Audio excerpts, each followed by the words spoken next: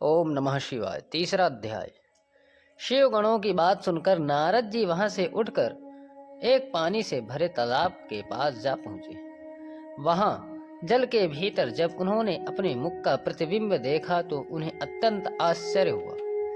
अपने उस विकृत रूप को देखकर उन्हें अत्यंत क्रोध हो आया और उसी क्रोध में उन्होंने उन दोनों शिवगणों को यह श्राप दिया, अरे मूर्खों, तुमने हमारी बहुत अप्रतिष्ठा की है, अतः तुम दोनों भी छली तथा पापी हो जाओ।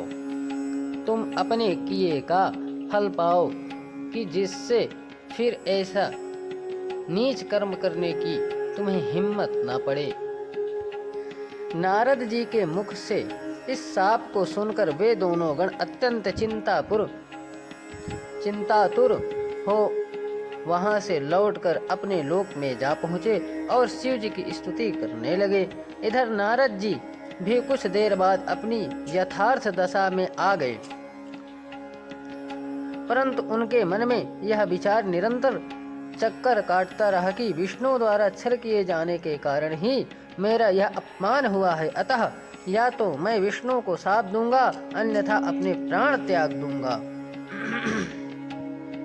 हे ऋषियों, यह निश्चय कर नारद जी भगवान विष्णु के वैकुंठ धाम को चल दिए। उस समय नारद जी की इच्छा जानकर विष्णु भगवान उन्हें मार्ग में ही मिल गए। विष्णु भगवान के साथ वह कन्या भी थी जिसको उन्होंने स्वयंवर में प्राप्त किया था। अस्तु, विष्णु भगवान ने नारद को प्रणाम करके हास्यपूर्ण शब्द में कहा, हे नारद जी, आप इस प्रकार चिंतित होकर कहाँ जा रहे हैं? विष्णु के ऐसे वचन सुनकर नारद जी अत्यंत क्रोधित हुए। उसी क्रोधावस्था में नारद जी के मुख से यह शब्द निकले, हे विष्णु, तुम इस समय हमको अच्छे मिले, तुम बड़े छली हो। तुम्हारा वह छल जो तुमने दिति के पुत्रों के साथ मोहनी रूप धारण करके अमृत को बांटने में किया था, प्रसिद्ध है ही। तुम ही ने छल से जलंधर की स्त्री से उसका पतिव्रत धर्म छुड़वाया। सदाशिव ने भी तुमको वरदान देकर संपूर्ण सृष्टि का स्वामी बनाकर उचित नहीं किया है। अब सदाशिव भी तुमको ऐसा स्वाधीन एवं संपूर्ण सृष्टि का स्वामी बनाकर अपने मन में चिंतित हैं। अब हम सदाशिव की आज्ञानुसार ही तुमको तुम्हारे कर्मों का फल देते हैं, जिससे कि तुम भविष्य में फिर ऐसी कोई काम न करो। यद्यपि तुमको सदाशिव ने वरदान दिया है तो भी हम तुमको केवल शिक्षा देने के लिए ही शाप देते हैं।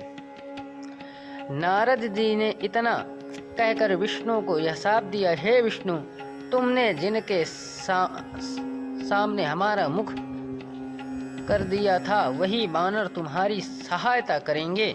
जिस स्त्री के लिए तुमने हमारा अपमान किया, तुम भी उसी स्त्री के वियोग में अत्यंत दुखी होकर वन वन में घूमते फिरोगे।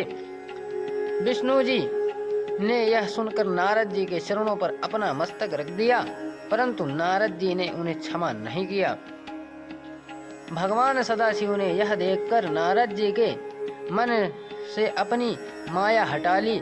उस समय ना तो नारद जी की ही वह दशा रही और ना वहाँ कोई स्त्री ही दिखाई दी। तब नारद जी ने आश्चर्यचकित होकर खेद प्रकट करते हुए कहा, नहीं जा सकता कि यह सब वृत्तांत सत्य है या मैंने इसे स्वप्न में देखा है। फिर आपकी माया अपरंपार है, जिससे हम जैसे बुद्धिमान भी भ्रमित हो जाते हैं। कहते हुए नारद जी विष्णु के चरणों पर गिरते हुए बोले, हे नारायण, आप मेरे शाप का खंडन कर दीजिए तथा जो कठोर शब्द मैंने कहे हैं उस महापाप के लिए मुझे क्षमा कर दीजिए। यह सुनकर विष्णु जी ने कहा, हे नारद, तुमने सदाशिव के वचनों की जो अवज्ञा की है यह सब उसी का फल मिला है। अब भी उचित है कि तुम चैतन्य होकर सदाशिव को महान समझो। वे ही तीन स्वरूप धारण करके तीनों कार्यों द्वारा संपूर्ण सृष्टि का संचालन करते हैं। वे स्वयं प्रलय के स्वामी हैं। मैं केवल सदाशिव के तप के कारण ही सबसे बड़ा गिना जाता हूँ। हे नारद, तुम उन्हीं सदाशिव की तपस्या करो, क्योंकि उनकी आराधना और तपस्या के बिना कोई भी परम पद प्राप्त नहीं कर सकता है। अब तुम्हें उचित है कि सब कुछ त्याग कर सदा शिव का भजन करो और उनके सतनामों का जाप करो। वे ही मेरी शक्ति है। तुम हृदय में शिव जी के चरणों का ध्यान रखकर देशाटन करो, जिससे तुम्हें दुख ना होगा। तुम्हारे लिए यह उचित है कि समस्त भूमंडल पर भगवान सदाशिव की महिमा देखते हुए काशी जी को सिधारो। उसे रुद्र क्षेत्र, वाराणसी, मुक्ति क्षेत्र तथा महा शमशान भूमि भी कहते हैं। इतना कहकर विष्णु जी अंतर्ध्यान हो गए और नारद जी सदाशिव जी के पास चल दिए। मार्ग में वे दोनों गण मिले और वे भी नारद के चरणों में गिरकर क्षमा याचना करते हुए बोले, हे ऋषिराज, हम ब्राह्मण नहीं अभी तो सदाशिव के गण हैं। हमने आपका बड़ा अपमान किया है, इसीलिए हमें अपना दास समझकर कृपा करें, क्योंकि हम अपने कर्मों का फल प्राप्त कर चुके हैं। नारद जी ने यह सुनकर खेद प्रकट करते हुए कहा, मेरी बुद्धि भ्रष्ट हो गई थी। सदाशिव की माया अपरंपार है। मैंने जो कुछ कहा है हे शिवगणों, वह होकर ही रहेगा। परंतु मैं तुम्हें यह वर देता हूँ कि तुम दोनों भाई मुनि के वीर्य एवं राक्षसी के गर्भ से उत्पन्न होगे तथा बहुत प्रतापी होंगे। संपूर्ण सृष्टि पर विजय प्राप्त करोगे तथा अनेक प्रकार के भोग भोग कर भी सदाशिव की भक्ति से अचेत न होगे। अंत में वानर और मनुष्य द्वारा तुम मुक्ति प्राप्त करोगे। इतना कहकर नारद जी पहले सदाशिव के पास तथा फिर ब्रह्मा के पास गए और वहां दोनों हाथ जोड़ स्तुति करते हुए बोले, हे पिता,